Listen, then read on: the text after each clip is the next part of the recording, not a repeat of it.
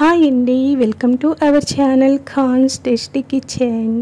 పచ్చి కొబ్బరి పుదీనా కాంబినేషన్లో ఎప్పుడైనా పచ్చడిని చేశారా? చేయకపోతే ఒకసారి ట్రై చేయండి. ఈ పచ్చడి చాలా టేస్టీగా ఉంటుంది. ఈ పచ్చడిని అయితే నేను ఇలా వేడి అన్నంలో కొంచెం పచ్చడిని వేసుకొని కొంచెం నెయ్యిని వేసుకొని తింటే చాలా టేస్టీగా ఉంటుంది. మీలో ఎంతమందికి కర్రీస్ కంటేనూ ఇలా పచ్చళ్ళు ఇష్టమో కామెంట్ చేయండి. నాకైతే కర్రీస్ కంటేనూ పచ్చళ్ళను తినడం చాలా ఇష్టము. ఈ పచ్చడిని ఎలా చేశానో ఈ వీడియోలో అయితే చూసేద్దామా.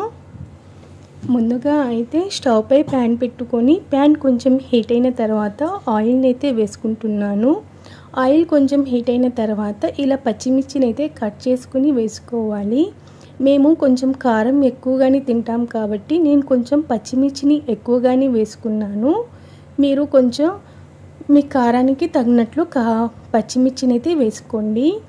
ఇలా పచ్చిమిర్చి ఎర్రగా ఫ్రై అయిన తర్వాత దీంట్లోకి అయితే పుదీనాని అయితే వేసుకుంటున్నాను. నేను 2 కట్టల పుదీనాని అయితే తీసుకున్నాను. ఈ పుదీనా కనిపించడానికి ఎక్కువగా కనిపించినా కొంచెం ఫ్రై అయితే చాలు, అది కొంచెమే అయిపోతుంది.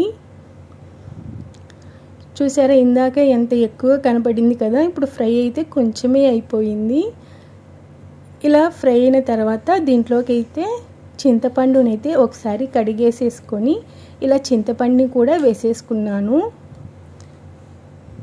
ఇలా ఒక 3 మినిట్స్ ఫ్రై చేసుకున్న తర్వాత దీన్నైతే ఇప్పుడు మనము ఒక మిక్సీ జార్లోకి అయితే తీసేసుకుంటున్నాను.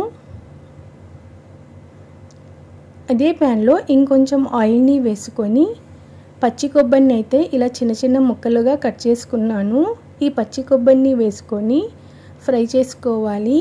ఈ పచ్చి కొబ్బరిని ఇలా ఎర్రగా ఫ్రై చేసుకోవాలి. ఇలా ఎర్రగా ఫ్రై అయితేనే ఈ పచ్చి కొబ్బరి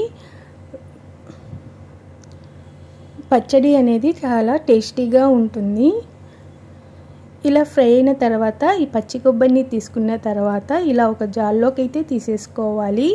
దీంట్లోకి అయితే కొంచెం ఉప్పు, 5-6 వెల్లుల్లిపాయలని వేసుకొని కొంచెం వాటర్ని వేసుకొని మరీ మెత్తగా కాకుండా కొంచెం బరకగా మిక్సీ పట్టుకోవాలి. ఈ పచ్చడి మరీ జారుగా ఉండకూడదు, ఇలా కొంచెం గట్టిగా ఉండాలి. మరీ మెత్తగా కూడా పేస్ట్ లాగా చేసుకోకూడదు, ఇలా కొంచెం బరకగా ఉండాలి. ఇప్పుడైతే ఈ పచ్చడిని అయితే మనం తాలింపు అయితే వేసేసుకుందాము. దీనికోసం స్టవ్ పై ప్యాన్ పెట్టుకొని ఆయిల్ని వేసి ఆయిల్ హీట్ అయిన తర్వాత తాలింపు గింజల్ని జీలకర్రని వేసుకొని 2 ఎండుమిరపకాయలని అయితే వేసేసుకొని ఇవి కొంచెం ఫ్రై అయిన తర్వాత కరివేపాకుని అయితే వేసేసుకోవాలి. ఈ తాలింపు కొంచెం చల్లబడిన తర్వాత మనం ముందుగానే ప్రిపేర్ చేసుకున్న ఈ పుదీనా కొబ్బరి పచ్చళ్ళలోకి అయితే వేసేసుకుందాము. ఈ పచ్చడి 2 రోజులైనా బయట నిల్వ ఉంటుంది, పాడవ్వదు. ఇంతే అండి, సింపుల్గా టేస్టీగా పచ్చి కొబ్బరి పుదీనా పచ్చడి అయితే రెడీ. ఈ వీడియో కనుక మీకు నచ్చితే లైక్ చేయండి, షేర్ చేయండి, సబ్స్క్రైబ్ చేయండి, కామెంట్ చేయండి. ఈ పచ్చడిని వేడి అన్నంలో కొంచెం నెయ్యిని వేసుకుని తింటే మాత్రం చాలా టేస్టీగా ఉంటుంది. తప్పకుండా ఈ పచ్చడిని మాత్రం ఒకసారి ట్రై చేయండి. Thanks for